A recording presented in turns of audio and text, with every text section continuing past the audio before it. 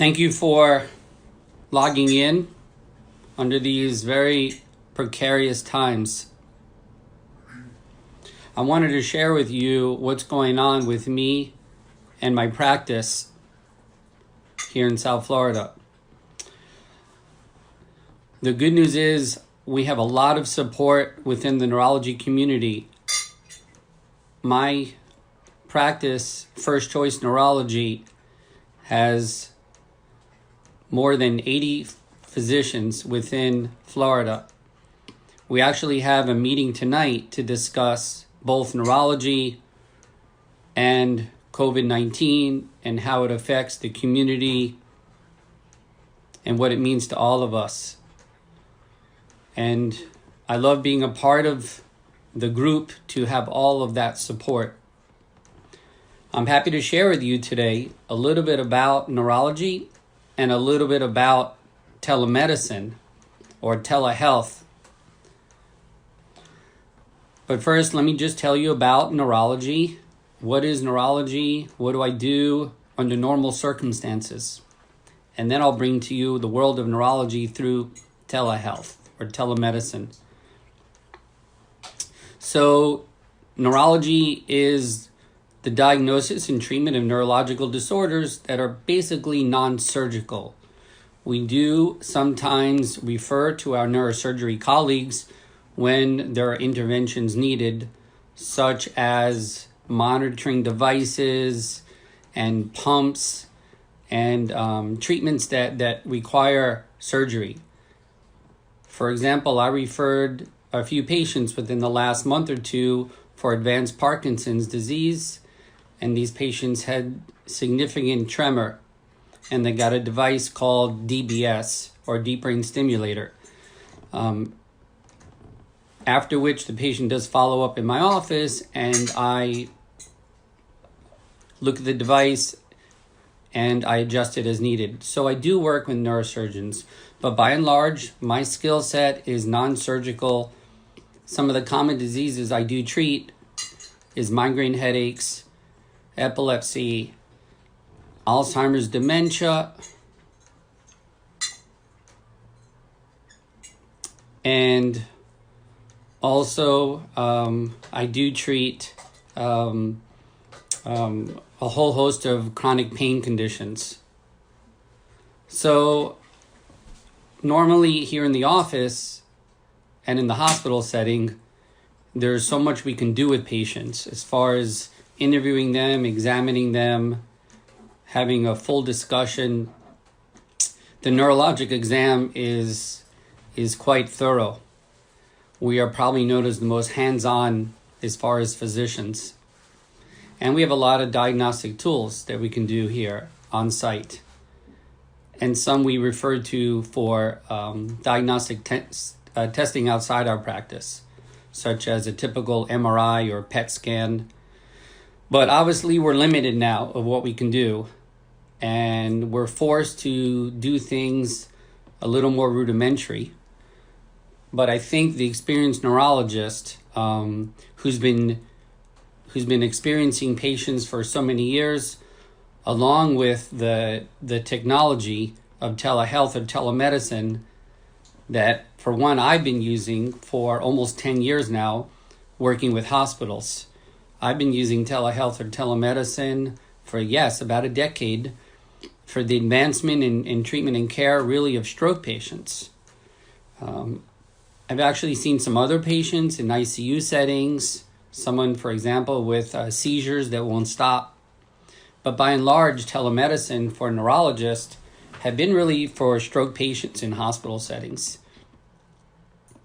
Over the last several years, though, with the population growing and the population of neurologists not growing, there have been outpatient neurology or telemedicine used all over the country, especially in rural areas.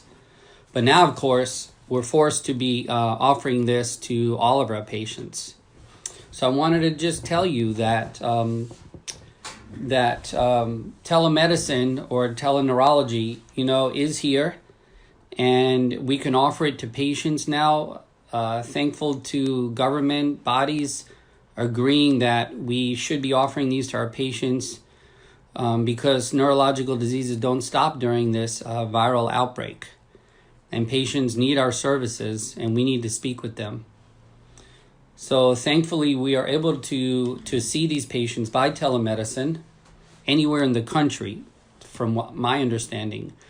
Now, I'm located in Florida, but to my understanding, I'm allowed to evaluate a patient anywhere in the country right now.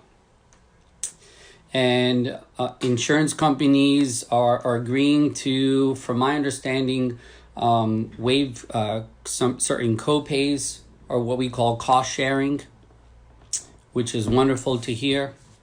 And also, we're allowed to be seeing patients within a week's time. So if I saw someone on telemedicine or telehealth today, we can follow up with that patient in a week or two.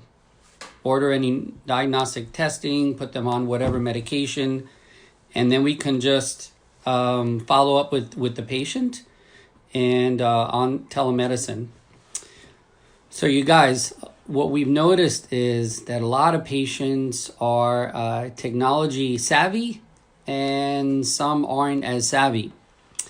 And we've had to kind of work around these issues. And just today, I brought in some of my old iPads and iPhones, and some of the patients that really aren't that technical savvy, I'm able to speak with them now on even FaceTime, on Skype, and even some Medicare patients alone, I can just simply call them on a phone call. However, our software is really embedded with a couple of very well-known telemedicine programs.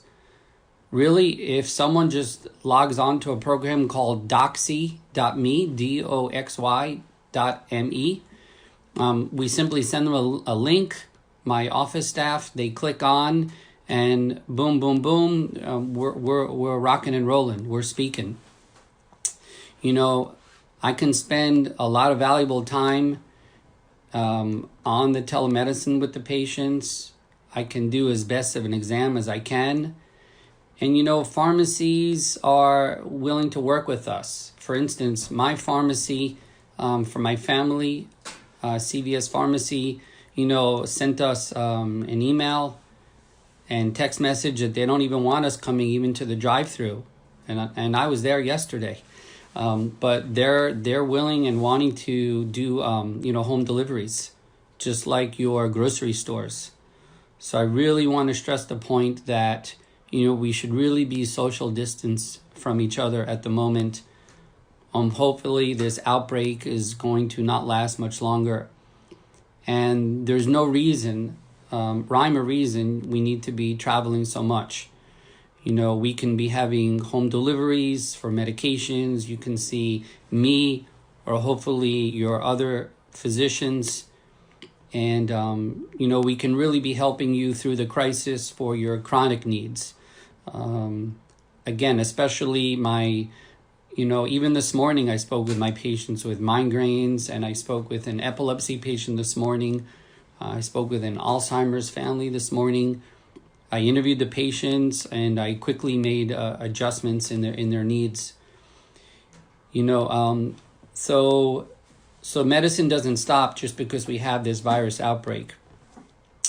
We still work, for example, I want to let you know that what services are still available, even outside of speaking with me. I just mentioned pharmacies, and we can still get home health services for patients. That's home health nursing, physical therapy, speech therapy.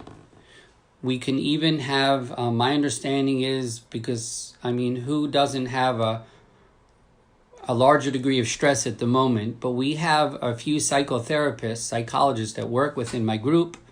Or if you have your psychotherapist, yes, if they have telemedicine availability and they know how to use it, you can speak with a psychologist or psychotherapist, and I believe it is a covered expense right now.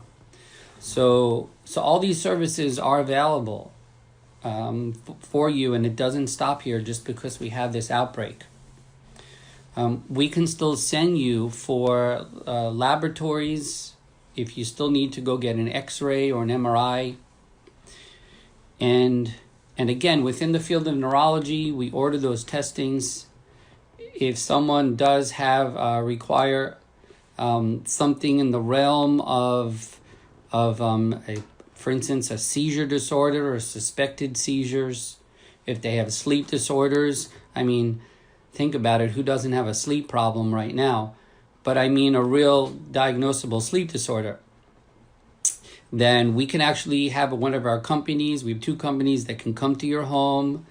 They could do a home sleep study. They can do a home seizure study. They have safe equipment. So not everything really needs to stop just because of this outbreak.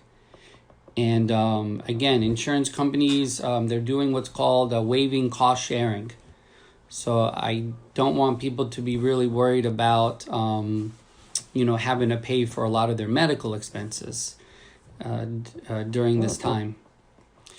So, I know we're all, again, worried. We're living day to day. We don't really know how this, when is this going to end, the COVID-19 outbreak.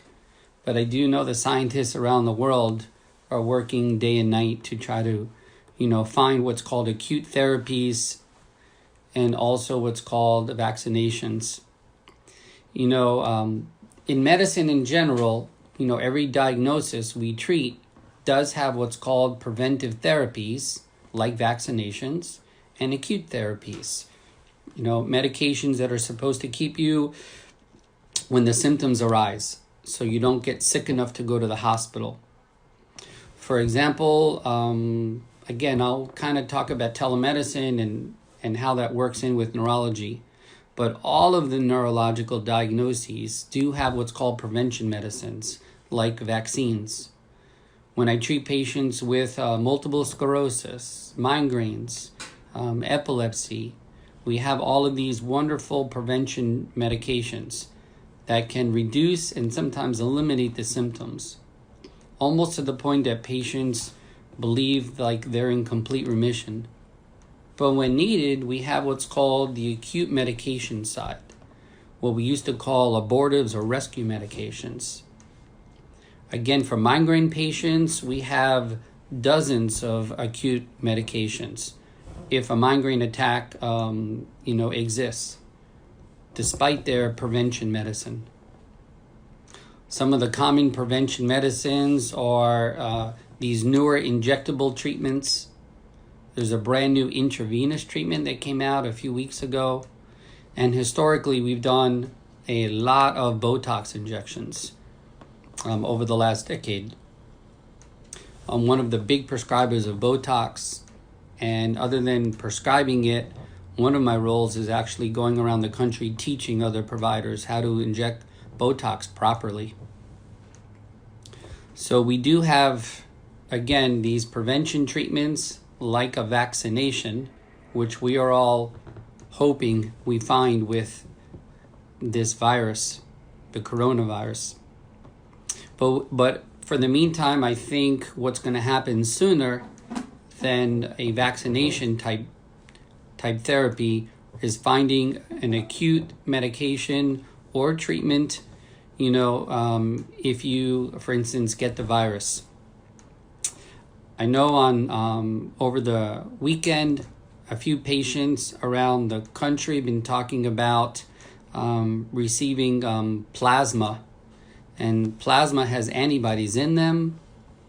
We actually do have a plasma treatment for some of our patients that have a condition called myasthenia gravis and also a chronic neuropathy called CIDP, that stands for chronic immune demyelinating polyneuritis. So we're very familiar with plasma treatments called plasma exchange. And I've been hearing online that seems to be one of the promising treatments for this virus, is giving someone plasma. And it actually makes sense because you're giving them antibodies. And another similar treatment where we're also giving antibodies is called intravenous gamma globulin, or IVIG. It's another treatment that we've been giving to our patients in neurology for many, many years. And again, this may be another treatment that they are looking at for COVID-19. So I sort of do relate neurology to not just an infectious disease, but again, the point I'm trying to make is most illnesses have a prevention type treatment, like a vaccination, and then acute treatments. I mean, a simple acute treatment would be really anything over the counter, such as acetaminophen, or around the world. I don't know if most of you have traveled around the world, but acetaminophen is mostly an America drug, and they call paracetamol. Paracetamol is basically acetaminophen, like in Europe. And that would be an example of an acute treatment. Another example, of course, would be like ibuprofen. So in neurology, again, we do have a lot of acute treatments. And again, we have prevention treatments. So I think finding an acute treatment, one that really works for the virus, is what is probably going to be something that we're all looking forward to. Because again, creating a vaccine takes a lot longer. They have to do clinical trials. But the acute treatments are really what I think are going to sort of flatten this curve and get people well a lot sooner. So I want everybody to, stay safe. I want people to know that, we're here for you as your providers. A lot of offices, I think, have closed, but I think the ones that can offer telehealth or telemedicine to you, I think we're the ones that really, want to stay open for you, but in a safe manner.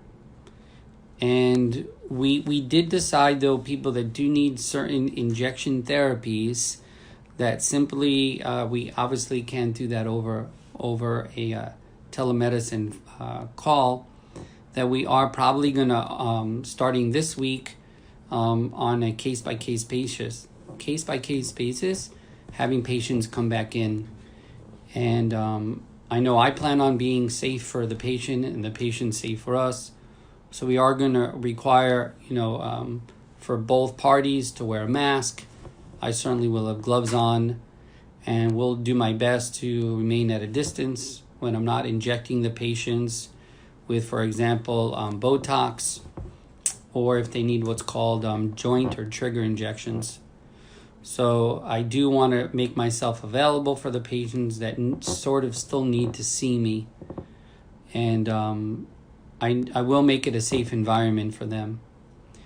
So I know, again, we're all worried about what's going on, in the world, and especially in the United States, as we have now more cases than any country in the world. But I do believe in the nation. I believe we're going to stick together. I believe most of us are doing the right thing and doing social distancing right now. I know my family is. And I read something somewhere over the weekend that says if we can make it through this, that, we're all going to, appreciate things a little bit more. We're going to, be, not to say we're not supportive and nice to each other, but I do think after this viral outbreak is over, I've heard that restaurants will be, charitable to us. Sporting events are going to be active, and on a humorous note, kids are going to just love going back to school. They're not going to wait to go back to school. They're going to really, really want to do that, because I know that the online education thing is it's okay. And I'm doing that with my 3 kids at home. But surely there's going to be nothing like being with your teacher. So I do want to wish everybody well. And I was gonna say, if there are any questions, you guys are I'm gonna look to see if there's questions while we have a few minutes together, and kind of looking around to see. I'm very happy to see some people that I know and don't know kind of logging in here, and letting them know that that the doctors, we do have your back, and I do know a bunch of physicians where I grew up in New York City that are on the front lines, and some emergency room doctors. So, my regards to them, and I wish them a safe journey with trying to save all those lives. And yes, I see some patients saying, "Be safe." Of course, everyone needs to be safe.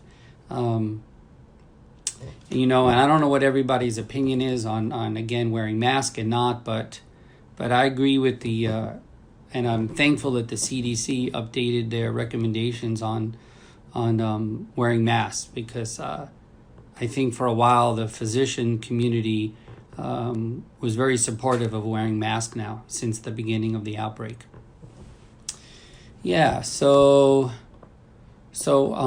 on that note, what more can we tell you? That, don't be afraid, to contact, your physician. Whoever they may have telemedicine availability.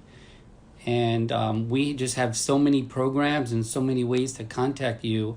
Even if it has to be a phone call, that's fine. But the name, again, of the popular programs, there's one called Doxy, DOXY.me, and that's just clicking on a link. And our program, we don't own Doxy.me, that's just a program all over the country that providers are using. Our software itself has an app called Hilo, and Hilo is embedded into our software. And if you can figure out how to click on that link, that's fine with us as well. But I don't mind logging on to Skype with you. I don't mind logging on to FaceTime with you. I don't mind logging on to WhatsApp with you, or even the phone call. Anything I can do to help your neurology needs through this crisis, me and my practice, we'll be there for you. Again, we're in South Florida, and even in somewhere in northern Florida, in Tampa, there's a group of us. In South Florida, there are more than, I believe, 70 of us, including pediatric neurology. We have neurologists with all subspecialties, specialties. Again, I practice general neurology, but I do have specialized training in epilepsy and in what's called neuromuscular disorders. Within our group, normally we can provide even intravenous therapies. We can provide intravenous therapies here in our locations. We have intravenous offices in the 3 counties in South Florida, in Miami-Dade and Broward, and in Palm Beach. The Infusion Center is on site here in my location, here in Boca Raton. I believe we're in also Miami-Dade and Pembroke Pines. So there are some medicines that really need to be given IV. But for example, some of the migraine therapies we can give subcutaneous. I had a patient come here to pick up her dosing, even here today. So we're giving her subcutaneous injections rather than like Botox right now. So with that said, I want to wish everybody well. By the way, you can reach out to, you can check us out also, my whole group of neurologists, First Choice Neurology. Our website is fcn.net or firstchoiceneurology.net. If you wanted to call my office directly, it's 561-482-1027. Again, 561-482-1027. And I will be available for you 6 days a week. I'm going to still take Sundays off. But even this past Saturday, I was on telemedicine with a couple patients. I can speak to you in English, and I speak Spanish as well. So again, everybody, with that said, be safe, be well. I do think over the next days and weeks that we're going to be doing, I'm predicting we're going to see a flattening of that curve that we keep talking about. And I know, for example, New York is reporting some better numbers over the last 24, 48 hours. So everybody hang in there, okay? Thank you. Be well. And if you need me, don't hesitate to reach out. Take care, everybody. And maybe I'll do this again real soon for you, okay? Take care now. Bye-bye.